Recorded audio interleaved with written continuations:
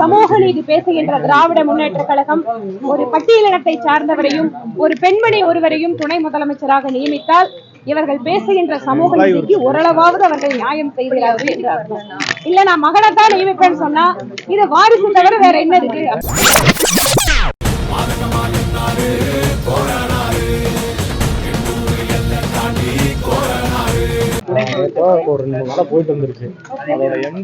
துணை முதலமைச்சராக தமிழகத்திலே சமூக நீதி பேசுகின்ற திராவிட முன்னேற்ற கழகம் ஒரு பட்டியலினத்தை சார்ந்தவரையும் ஒரு பெண்மணி ஒருவரையும் துணை முதலமைச்சராக நியமித்தால் இவர்கள் பேசுகின்ற சமூக நீதிக்கு ஓரளவாவது அவர்கள் நியாயம் செய்கிறார்கள் என்று அர்த்தம்.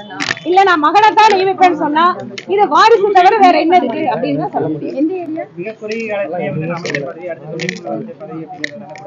ஆமா, முதலமைச்சர் பையன்னா அப்படிதான் கொடுப்பாங்க.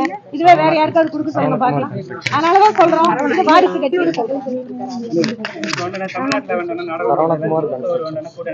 அதிமுக ஒரு கூட்டணிக்கு வேணா தயாராயிட்டு இருக்கு. ரெண்டு வலுவான கூட்டணிகளுக்கு எதிராக வேணும்னா பாஜக வலுவான கூட்டணி அமைக்க முடியும். கூட்டணி அப்படிங்கிறது எல்லாமே தேசிய தலைமையோட முடிவு. அதனால அந்த முடிவுக்காக நாங்க எதிர்பார்த்துட்டு இருக்கோம்.